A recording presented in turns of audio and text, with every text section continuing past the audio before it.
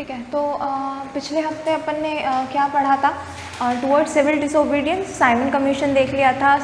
मतलब बेसिकली ये देखा था कि सिविल डिसोबीडियंस का बेस क्या है, क्यों ज़रूरत पड़ने लगे कि अब नॉन कोऑपरेशन तो देखो बंद हो चुका था, ठीक है, क्यों ज़रूरत पड़ने लगी कि अब अपन को सिविल डिसोबीडियंस चालू करना है। ठीक है, तो इसका अपन ने बेस पढ़ा था, क्या रीजंस थे इसके।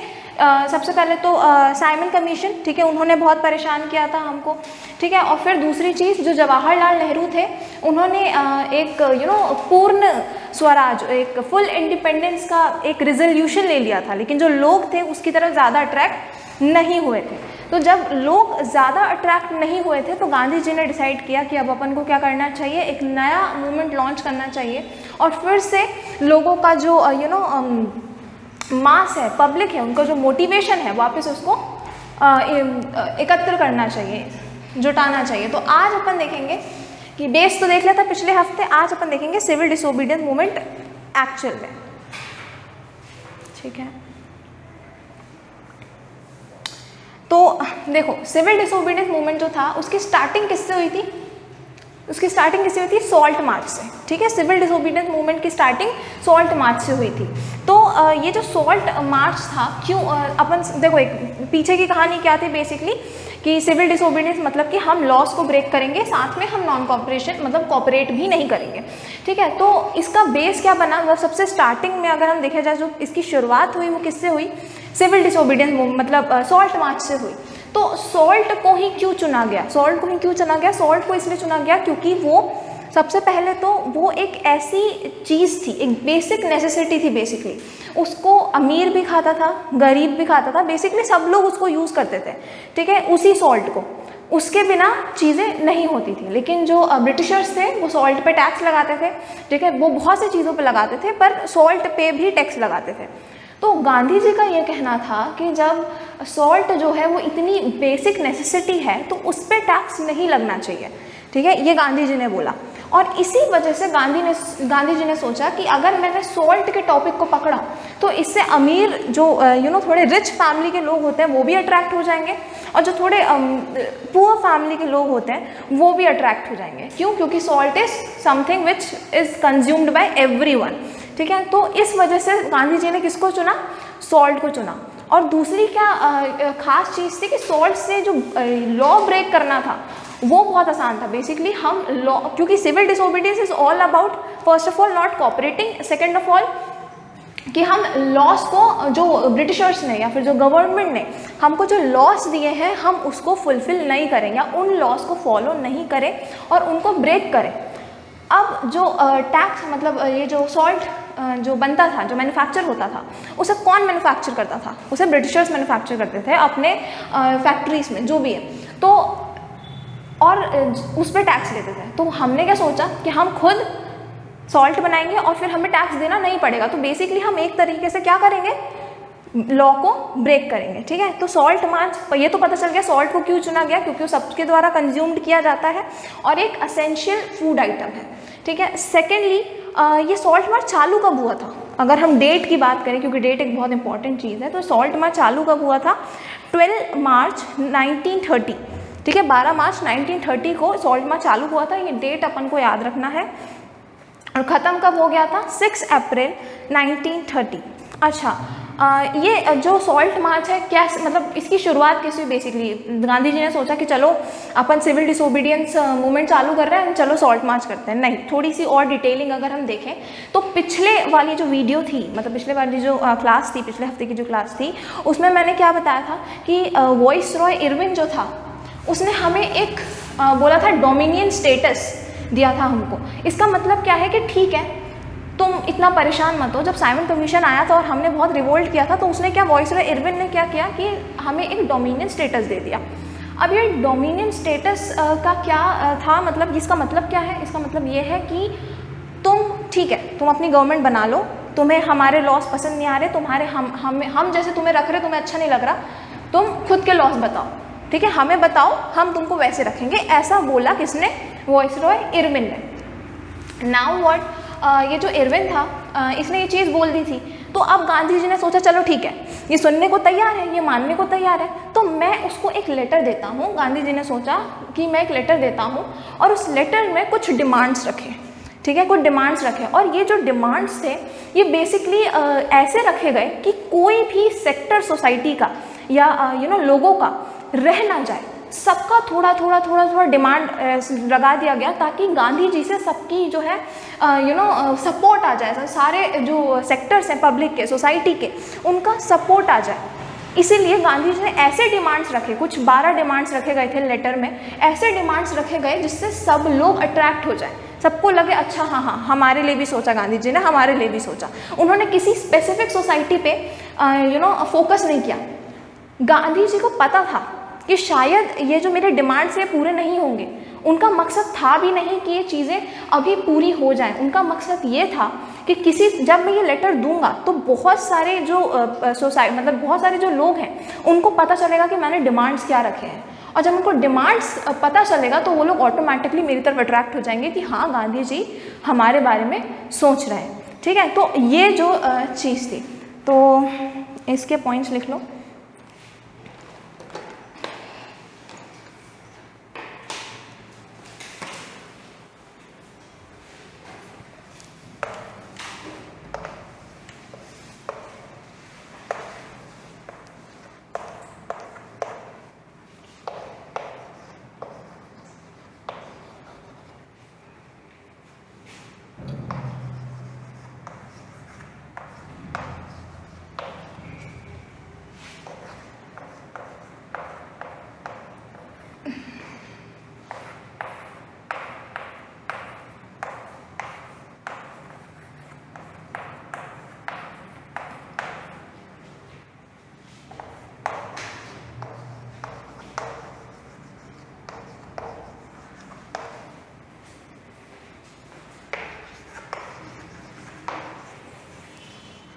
ठीक है, तो ये डिमांड्स रखे गए और जैसा गांधी जी ने सोचा था कि जो डिमांड है वो पूरे नहीं होंगे, वैसा ही हुआ। इरविन ने सोचा कि तुम क्या ही कर लोगे, ठीक है, मतलब गांधी जी क्या ही कर लेंगे, और इसीलिए उसने डिमांड्स को इतना भाव नहीं दिया। उन्होंने सोचा छोड़ो, हम ये नहीं पूरे कर रहे, इन्होंने बहुत ज़्यादा मांग लिया है, ठीक है। और इन डिमांड्स में ही एक चीज़ क्या थी कि सॉल्ट पे जो टैक्स लग रहा है वो नहीं लगना चाहिए, ये उनमें से ही एक डिमांड थी, ठीक है, क्योंकि सॉल्ट जो है एक बेसिक नेसेसिटी है। तो जो अपने इरविन था उसने बोला नहीं, हम ये डिमांड्स पूरी नहीं करेंगे।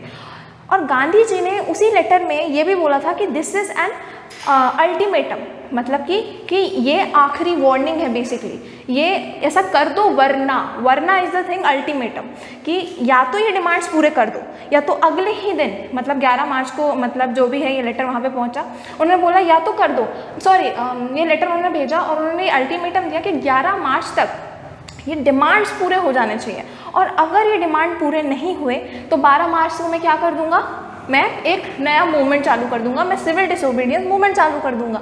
इरविन ने सोचा कि ये तो मूवमेंट करते ही रहते हैं और फिर कॉल ऑफ भी कर लेते हैं, तो उन्होंने इतना कुछ उसको सीरियस नहीं लिया, इसलिए उसने उसको माना नहीं, और तभी किसकी शुरुआत हुई, सॉल्ट मार्च की शुरुआत हुई, ठीक है। पहले इतना लिख लेते हैं।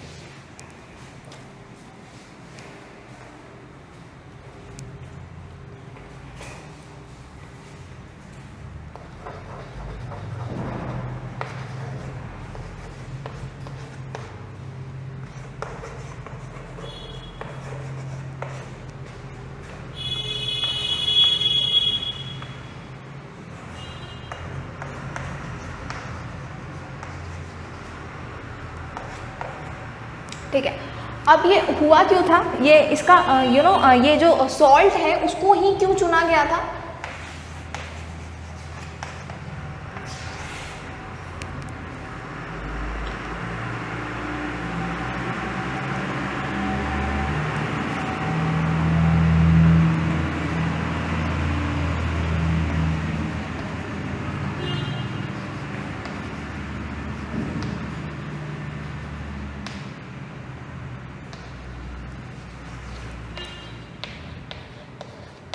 क्यों, क्योंकि ये अमीर और गरीब दोनों के द्वारा कंज्यूम किया जाता है। सेकेंडली, ये एक असेंशियल फूड आइटम है।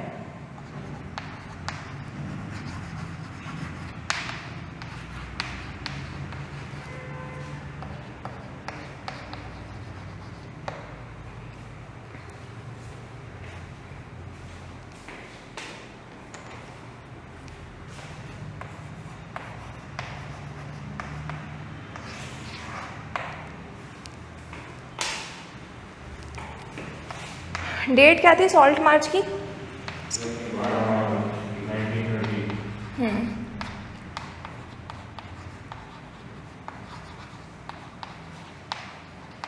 और एंड कब हुआ था? 26 अप्रैल।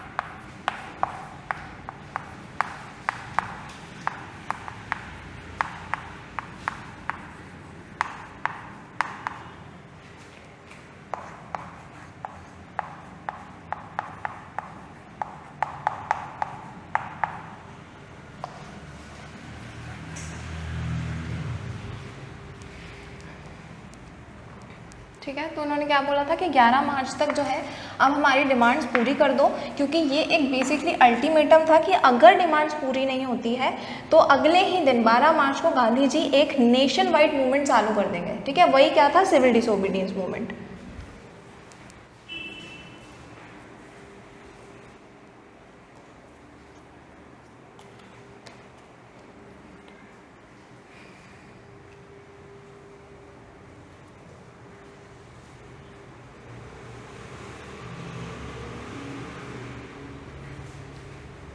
ठीक है, अभी इसके आगे ही लिखना है।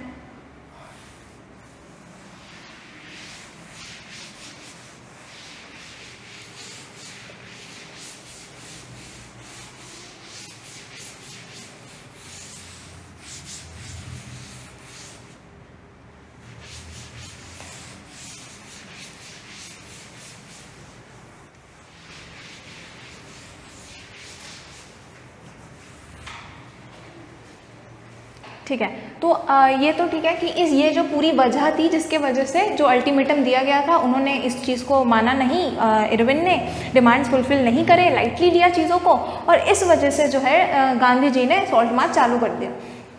तो चलो चालू तो हो गया, अब कितने लोगों के साथ बेसिकली सॉल्ट मार्च चालू हुआ था? 78 वॉलंटियर्स थे गांधी जी के साथ, जिनके साथ ये सॉल्ट मार्च को चालू किया गया था। अच्छा, 78 वॉलंटियर्स जो थे वो किस बेसिस पे चुने गए थे? अगर अपन देखें तो मोस्ट पॉपुलर या फिर जिनका बहुत सपोर्ट है, it was not like that. It was like कि कौन सबसे ज़्यादा तेज़ चल सकता है, ठीक है। जो गांधी जी थे उनकी स्पीड बहुत ज़्यादा थी, तो ही थॉट कि मुझे जल्दी से जो है वहाँ सी पे पहुँचना है, ठीक है, जल्दी जल्दी चलना है, थकना नहीं है, तो मुझे ऐसे लोग चाहिए जो कि मेरी जो चाल है उसको उसको ओवरकम कर सके, बेसिकली मेरे साथ चल सके। तो उन्होंने ऐसे लोगों को चुना जो तेज़ चलते थे। तो दोज वर 78 वॉलंटियर्स। कहाँ से चालू हुई थी ये सॉल्ट मार्च? साबरमती, ठीक है, जहाँ उस आश्रम से जहाँ वो रहते थे, ठीक है। 240 माइल्स का डिस्टेंस था साबरमती से दांडी, जहाँ पे उनको सॉल्ट मैन्युफैक्चर करना था, बनाना था खुद, ठीक है। तो ये 240 माइल्स का डिस्टेंस था, और बेसिकली वो 24 दिन चले थे, 10 माइल एवरी डे। और उनका ये गोल क्या था? क्या उनका गोल सिर्फ सॉल्ट बनाना था? नहीं, उनका गोल सॉल्ट बनाना नहीं था, उनको एक एग्जाम्पल सेट करना था, लोगों को ये बताना था कि now this is a starting of a new movement, ठीक है। और इसमें हमें क्या करना है? नॉन कॉपरेशन नहीं है ये अलग है, हमें लॉस को ब्रेक करना है, ठीक है। अब हमें अपने अकॉर्डिंग रहना चालू करना है, और इसलिए वो चल कर गए थे कहाँ पे? दांडी पे। अब वो चाहते तो अब किसी और तरीके से भी जा सकते थे, उनको चल के जाने की ज़रूरत नहीं थी, ठीक है। बट वो चल के क्यों गए? ताकि रास्ते में जितने भी लोग उनको मिल रहे हैं, गांव जितने भी आ रहे हैं, वो क्या करें? उन सारे लोगों से बातें करें, ठीक है, उनको बताते हुए चले कि we are doing something like that, ठीक है। और जो ब्रिटिशर्स हैं वो हम पे जुल्म कर रहे हैं और हमें अब लड़ने की ज़रूरत है, सो जो सपोर्ट मी तो सपोर्ट गेन करने के लिए वो चल के गए वहाँ तक, और उन्होंने सपोर्ट गेन किया भी रुक रुक के गांव वालों के साथ बातें करके, ठीक है। तो इसके आगे लिख लो।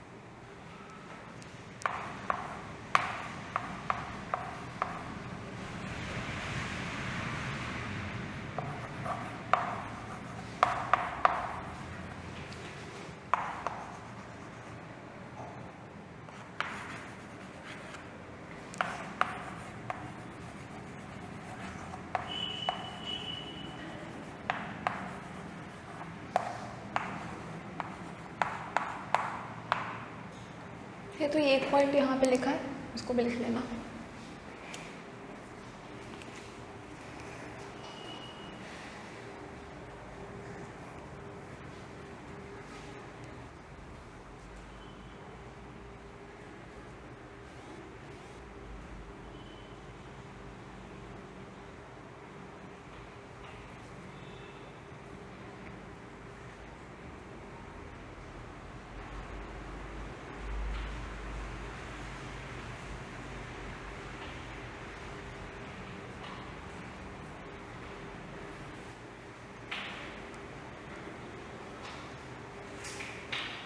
अच्छा, तो अभी एक और चीज़ जो मोस्टली जिसके ऊपर क्वेश्चंस आते हैं वो ये है कि बताओ नॉन कोऑपरेशन मूवमेंट और सिविल डिसोबीडियंस मूवमेंट में अंतर क्या है। तो अब तक क्लियर तो हो ही गया होगा, लेकिन स्टिल कि जो नॉन कोऑपरेशन मूवमेंट था वो बस इतना कह रहा था कि तुम कोऑपरेट मत करो, ठीक है, तुम कोई लॉ वॉ ब्रेक मत करो, जैसा वो कह रहे हैं वैसे रहो, लेकिन बस इतना है कि तुम कोऑपरेट मत करो, तुम उनके यहाँ पे जाके काम मत किया करो, तुम उनके इंस्टीट्यूशन में टीचर मत बनो, तुम वहाँ पे पढ़ाई मत करो, कुछ भी हो तुम उनका कुछ मत यूज़ करो, उनके गुड्स भी आ रहे हैं बाहर से तो ऐसा कुछ यूज़ मत करो। तो बेसिकली ये था नॉन कोऑपरेशन कि we just don't want to cooperate, that's it was non cooperation, ठीक है। अब है ये सिविल डिसओबीडियंस, मतलब हम अब ओबे भी नहीं करेंगे, ठीक है, लाइक डिसओबीडियंस, राइट, कि हम ओबे भी नहीं करेंगे, मतलब कि चलो इन्होंने जो हमारे लिए लॉस निकाले, पहले क्या था कि नॉन कोऑपरेशन में कि सिर्फ हम उनको कोऑपरेट नहीं करेंगे, बट लॉस हम सब फॉलो कर रहे थे, हम टैक्सेस पे कर रहे थे,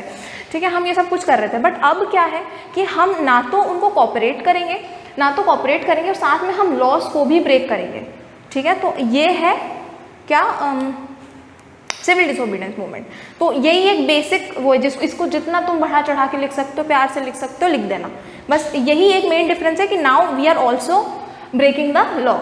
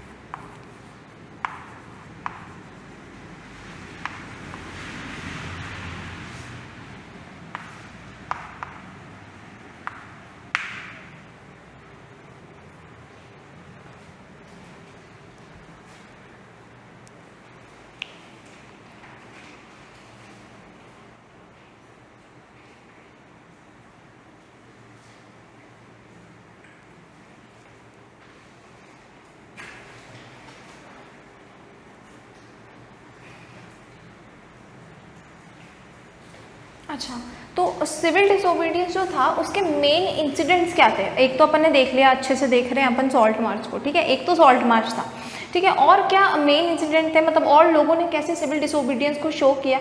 दूसरी जो सबसे बड़ी चीज़ हुई, लोगों ने ये सॉल्ट जो है सिर्फ गांधी जी ने नहीं बनाया था, गांधी जी ने जो दांडी में जो मूवमेंट किया वो तो एक था ही, लेकिन जब गांधी जी ने कर लिया तो उसके बाद बहुत से लोग इससे इंस्पायर्ड हो गए थे, ठीक है, और पूरे इंडिया में कई जगहों पे जो कोस्टल रीजन्स पे वहाँ पे सॉल्ट खुद बनाने लगे थे लोग, ठीक है, तो ये सिर्फ एक जगह नहीं हुआ था ये सॉल्ट मार्च वाली चीज़, ठीक है, बहुत जगह पूरे इंडिया में कई बार ये चीज़ हुई कि लोगों ने खुद से सॉल्ट बनाया और ब्रिटिश रूल को, ब्रिटिश के जो लॉस थे उनको इग्नोर किया, उनको तोड़ा, उनको ब्रेक किया, ठीक है। नाउ ये तो सॉल्ट मार्च वाली पहली चीज़ थी। दूसरी क्या चीज़ हुई जिसमें सिविल डिसोबीडियंस को शो किया?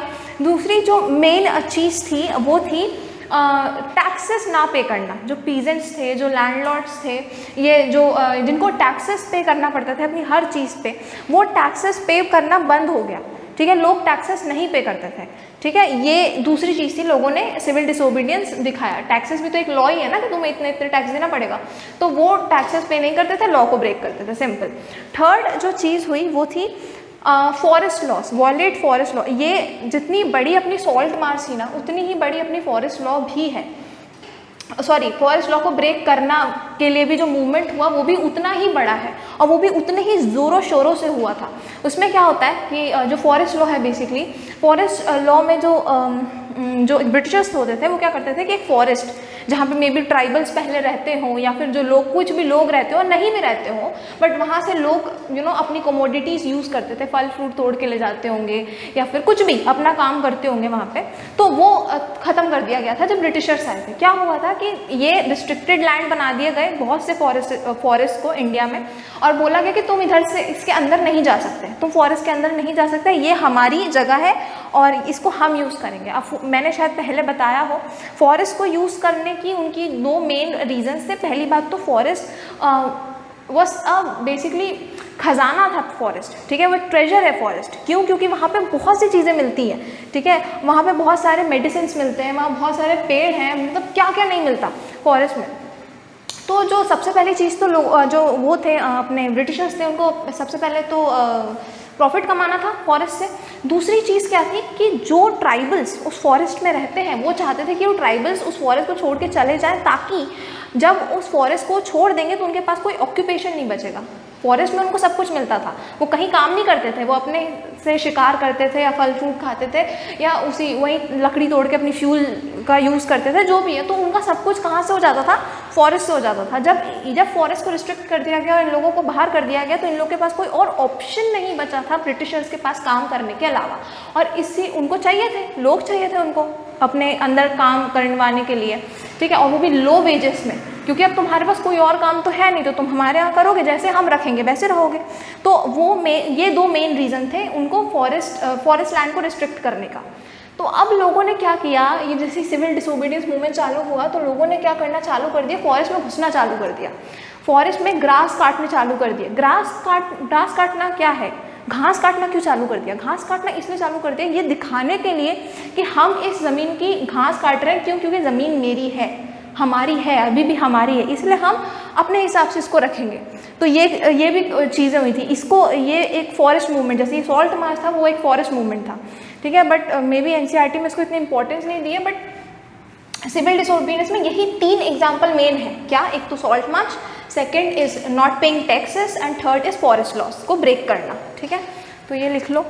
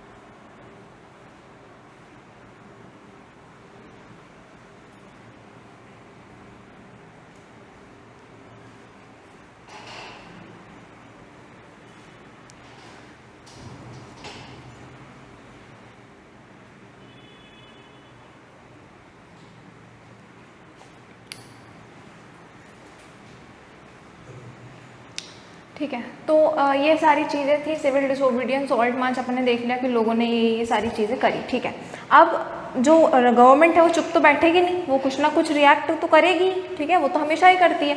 तो इस बार भी गवर्नमेंट ने रिएक्ट करना चालू कर दिया। ठीक है, क्या किया उन्होंने कि बहुत सारे जो लीडर्स थे, जो कांग्रेस पार्टी के मेन लीडर्स थे, जो अगर हम उस जगह पे जाए, कंट्री साइड पे भी जाएँ, जो फार्मर्स वगैरह, वहाँ पे जो प्रोमिनेंट लीडर्स हैं, जो वहाँ पे सिविल डिसोबीडियंस को बेसिकली लीड कर रहे हैं, तो जो भी मेन कैरेक्टर्स थे, जो जिनको बहुत लोग सपोर्ट करते थे, उनको क्या किया, अरेस्ट करना चालू कर दिया। बहुत लोगों को अरेस्ट करना चालू कर दिया। और साथ ही में किसको अरेस्ट किया था, जो है सबसे पहले तो महात्मा गांधी को भी, मतलब महात्मा गांधी वो वेरी बिग थिंग, तो उनको भी अरेस्ट किया था। दूसरी चीज़ अब्दुल गफर खान, इनको भी अरेस्ट किया था। अब महात्मा गांधी वॉज प्रोमिनेंट, जो मेन इंडिया है बेसिकली, जो इंडिया के मोस्ट पार्ट्स में महात्मा गांधी बहुत प्रोमिनेंट थे। ठीक है, बहुत सारे लोग महात्मा गांधी के फॉलोअर्स हो गए थे। तो वैसे ही अब्दुल गफर खान जो भी है, तो ये जो इंसान थे वो मुस्लिम्स के लिए बहुत ज़्यादा इंपॉर्टेंट थे। मुस्लिम्स इनको बहुत ज़्यादा फॉलो करते थे। दोनों में कोई डिफरेंस नहीं है, महात्मा गांधी को ही फॉलो करते थे अब्दुल गफर खान। जो महात्मा गांधी बोलते थे वो मुस्लिम्स को बताते थे बेसिकली।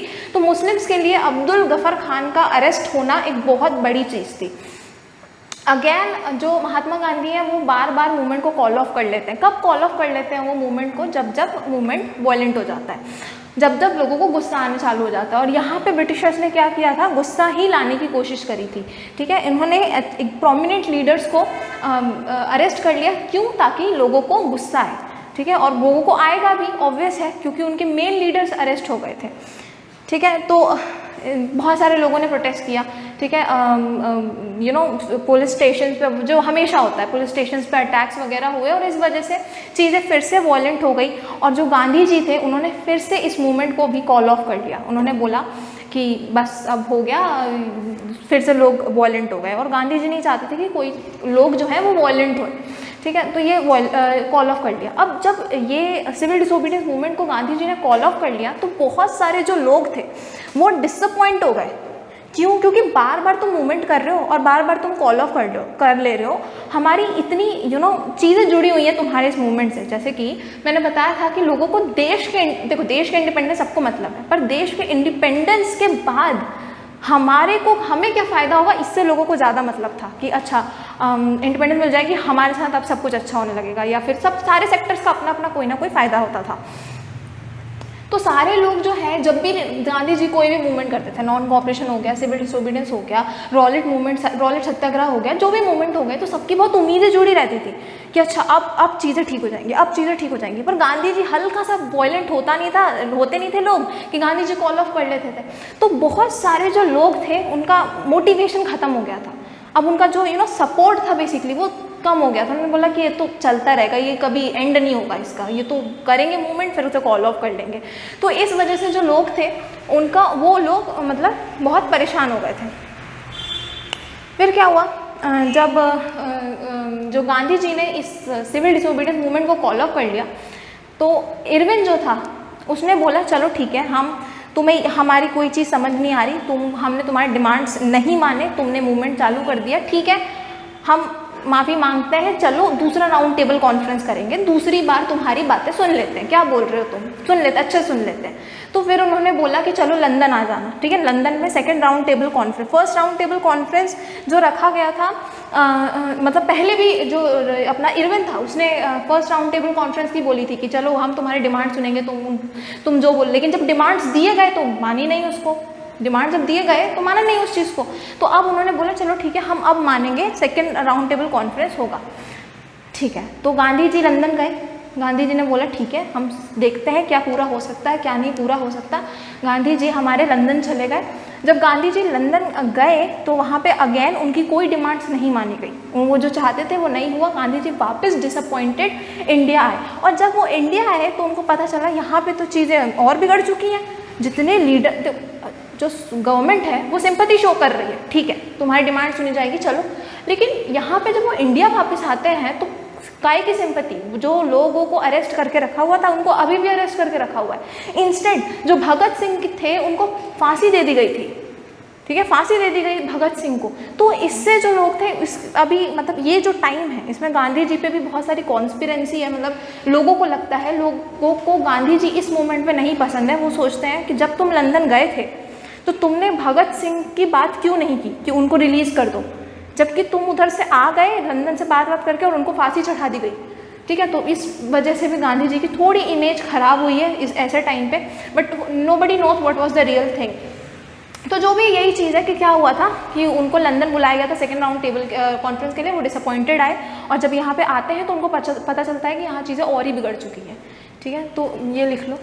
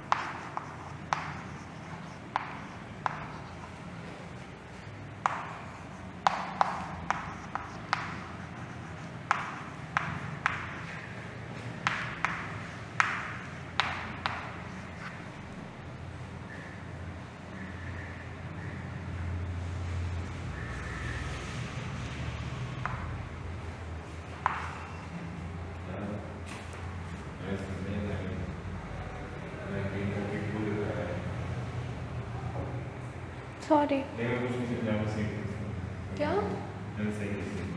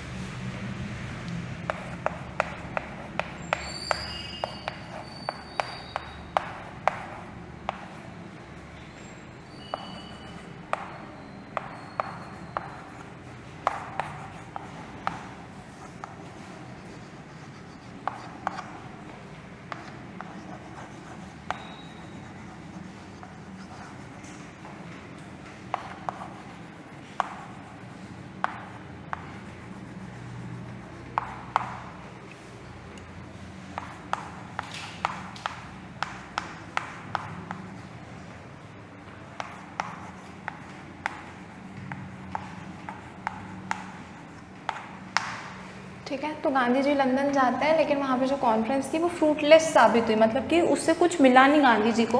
वो डिसअपॉइंटेड वापस आ गए इंडिया। ठीक है। और जब वो यहाँ पे आए तो उनको वो क्या देखते हैं कि जो बहुत सारे अच्छे अच्छे लीडर्स हैं उनको अभी भी अरेस्ट किया हुआ है। तो गांधी जी क्या सोचते हैं कि मैं फिर से ये मूवमेंट लॉन्च करूँगा। गांधी जी ने क्या किया कि ही री लॉन्च सिविल डिसोबीडियंस मूवमेंट। लेकिन अब जो लोग थे उनका विश्वास खत्म हो चुका था। अब जो लोग थे वो इतने ज़्यादा एक्टिव नहीं थे। ठीक है। और इस वजह से जो ये मूवमेंट हुआ वापस, उसमें इतना मोमेंटम नहीं बचा था। क्यों? क्योंकि बहुत से लोग अब हार चुके थे।